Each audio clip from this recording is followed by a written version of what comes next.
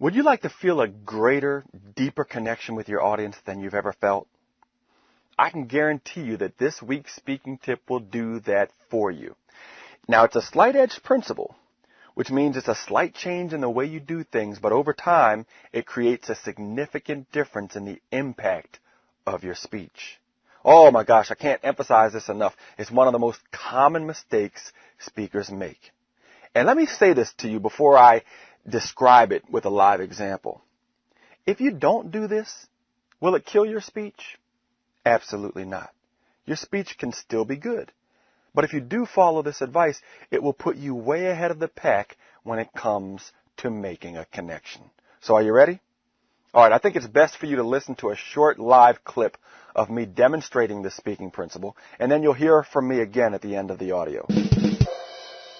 What I want you to do is, I want you to look out on this audience, pretend they're yours, and I want you to find out how many of them have ever been to Baltimore. So you have to do it pretty loud. Ask them the question. How many of you have ever been to Baltimore? Okay, now stop. Very good. Now understand this. This is what I call a slight edge principle. Here's what I can promise you about this. You'll connect deeper to your audiences than you've ever felt before if you carry this principle throughout your speech.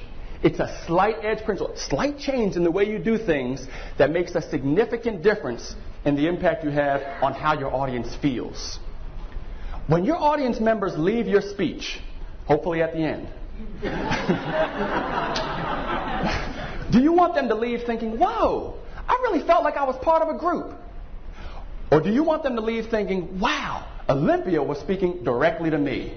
Oh, yes. What do you want, A or B? B. How many people did Olympia just speak to?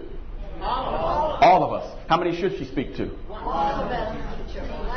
One. So how can Olympia rephrase what she just said to make it feel like she's speaking to one person rather than 200?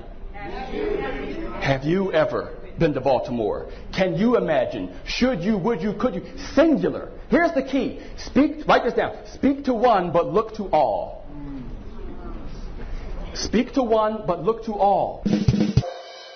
Welcome back. Now you might say, well, Craig, what's the big deal about how to ask a question? Well, see, that's just it. It's not just about asking a question. This issue of speaking to too many people manifests in many ways. Have you ever heard a speaker say, now some of you might be thinking? Well, guess what? There is no some of you. There's only you. It should be, now you might be thinking. Okay, speak to one. Have you ever heard a speaker say, many of you have probably heard this before? Well, guess what? There is no many of you. There's no many of you. There's only you. It should be, you've probably heard this before. Okay, speak to one. Now, I know I'm beating a dead horse with these examples, but let's just give one more so that this mistake doesn't cost you your deep connection. Have you ever heard speakers say, I want to thank each and every one of you?